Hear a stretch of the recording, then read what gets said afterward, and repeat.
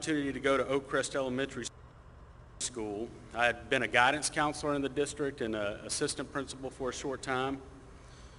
And when I drove to Oakcrest, I had never been there before. I'd heard of Oakcrest Elementary School, but I had never been there. And when I drove there, I knew why I had never been to Oakcrest Elementary School.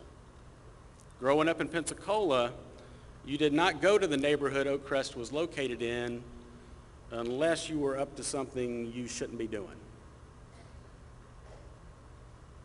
This is what I got. Just weeks before I became principal, the Florida Department of Education released school grades. Oakcrest Elementary School was the only F school in the district. 33 elementary schools, 9 middle schools, 7 high schools. Oakcrest was the only F. So you got that? I just became principal. First, never been a principal before. And they sent a first-year principal who didn't know what the heck he was doing to the only F school in the district. I was really excited.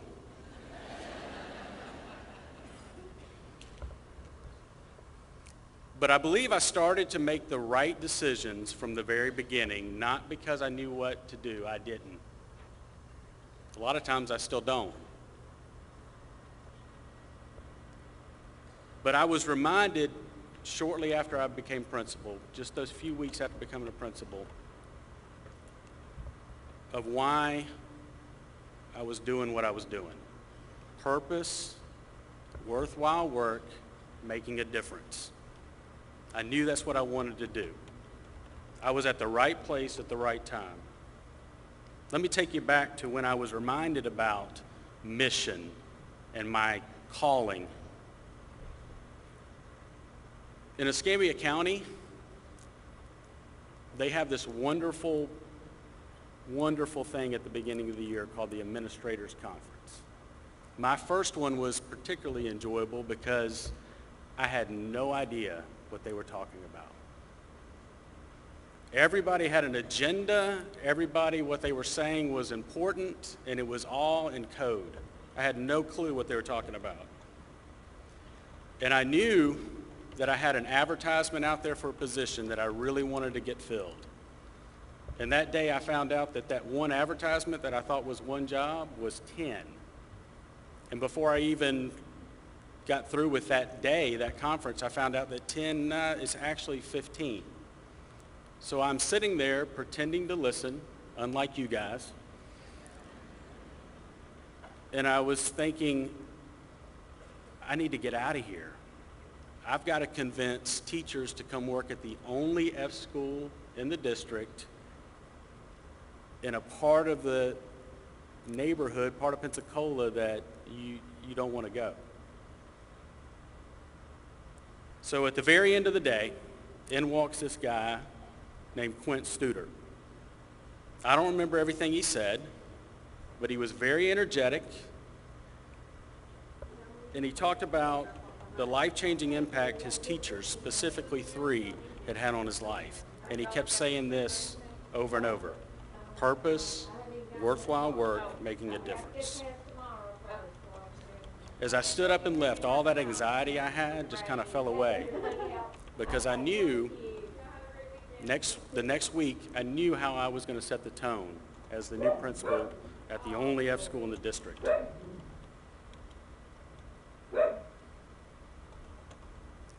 This faculty was torn apart. They were hurt. And I really wanted to set the tone where they would have confidence in this young, inexperienced principal.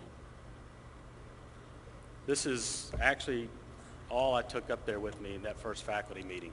I'm not going to hold it up too long because you see my hand shaking. But it's just a few notes to keep me on track. Why am I here? Right place, the right time. Talk about what Mr. Studer said. Purpose, worthwhile work, making a difference. We must have high expectations for our kids and even higher expectations for ourselves. I threw together this slogan: every student, every day, whatever it takes. It's a good, cute motto, but it's really cool when a motto actually becomes a mission. Our purpose is to meet the needs of every student. Every day we show up to do worthwhile work. We do whatever it takes to make a difference. Sometimes it's hard to describe exactly what makes Oakcrest such a special place. There's so many things that have happened over the last 6 years, but it does show up in the data. That first year we went from F to D. I was pretty good at selling D's. Mom, it's really a high D. It's almost a C. I did the same thing here. We were only 17 points away from a C. But looking back, even though we only went up to a D that year, the culture had already started to change. The next year, D. Then, the next year, D again.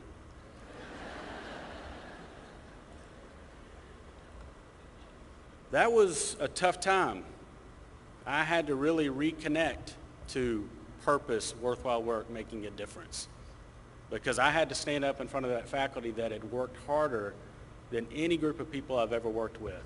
From the bus driver, to the ladies in the cafeteria, to the secretary, to the custodians, the teachers, the parents, the students. I mean, we were working hard. My superintendent had to remind me that I was still doing worthwhile work and making a difference. The next year, we earned a C. The next year, we earned the first A in Oakcrest School's history. Thank you. I believe in accountability. I think accountability is good.